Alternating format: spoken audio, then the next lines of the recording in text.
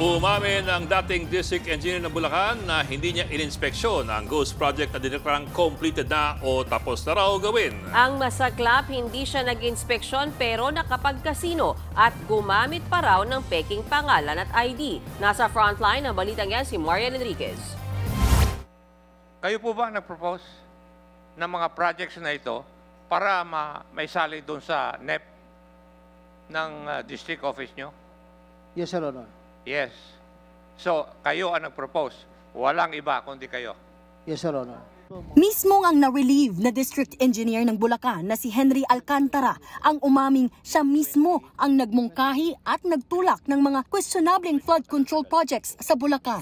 Ito rin ang mismong mga proyektong kinuwestiyon ni Pangulong Bongbong Marcos ng kanyang inspeksyonin noong nakaraang buwan. Pero kung may kasabwat siyang kongresista rito?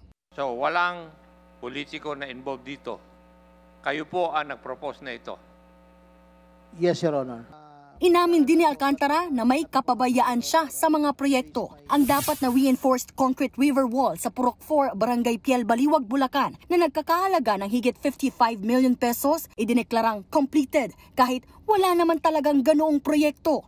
Paliwanag ni Alcantara, may nakatoka raw na inspectorate team para sa final inspection ng proyekto at meron ding nagbabalidate ng mga depekto sa proyekto. Kapag pumasa sa dalawang team na ito, mag-i-issue sila ng Certificate of Completion para sa nasabing proyekto. Nag-go signal din para ilabas ang bayad. Pinakita pa ni House Infracom Co-Chairman Joel Chua ang dalawang official receipt na nagkakahalaga ng 43 million pesos at 5.9 million pesos.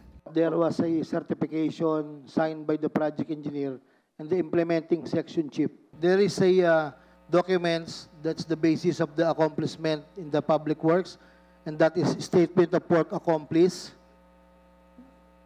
signed by the project engineer and the implementing section po. Dito na ikinanta ni Alcantara na hindi niya personal na inspeksyon ang river wall sa Barangay Piel. Natapat po siguro itong mga project. We have, I think, 500 plus projects this 2025, and the previous year is around 480 projects. Sige po. All in all, not only flood controls but roads and buildings po. Kabilang din sa ininspeksyon ni Pangulong Marcos noong nakaraang buwan ay ang 96.4 million peso river protection project sa Barangay Bulusan sa Kalumpit at ang 77.19 million peso flood mitigation project sa Frances. Ang mga kontrata nito, pirmado rin ni Alcantara at nabayaran kahit substandard. Do you believe you are responsible for that? The ghost project na sinabi ng Presidente, yung mga kakulangan sa mga materyales? Yes, Your Honor. Negligence on my part. Inamin ko po may kakulangan ako dahil I did not personally go to it. Sa gitna ng mga isyong hinaharap ni Alcantara, umamin siya kahapon sa Senado na nagkakasino siya kahit bawal yan bilang opisyal ng gobyerno. Kanina sa Kamara, meron pa ulit siyang inamin. Kayo po ay nagkakasino 3 times a month o a week? 2 to 3 times a month po. 2 to 3 times a month. Gano'n na po ninyo katagal ito ginagawa?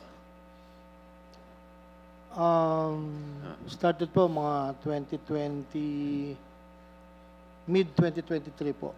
Pagbubunyag pa ni Alcantara, gumagamit daw siya ng peking pangalan para makapasok sa kasino. May ID po silang binigay po sa akin na iba po yung name ko doon, Your Honor.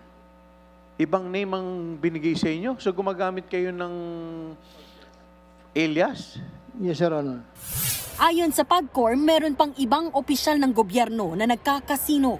Nagbabalita mula sa Frontline, Marian Enriquez, News 5. Mga kapatid, Ed Lingaw po, maging maalam at may pakialam sa mga napapanahong balita sa ating bansa. Para sa mas malilimang pagtalakay at paghimay sa mga issue at headlines, mag-follow at mag-subscribe sa social media pages ng News 5.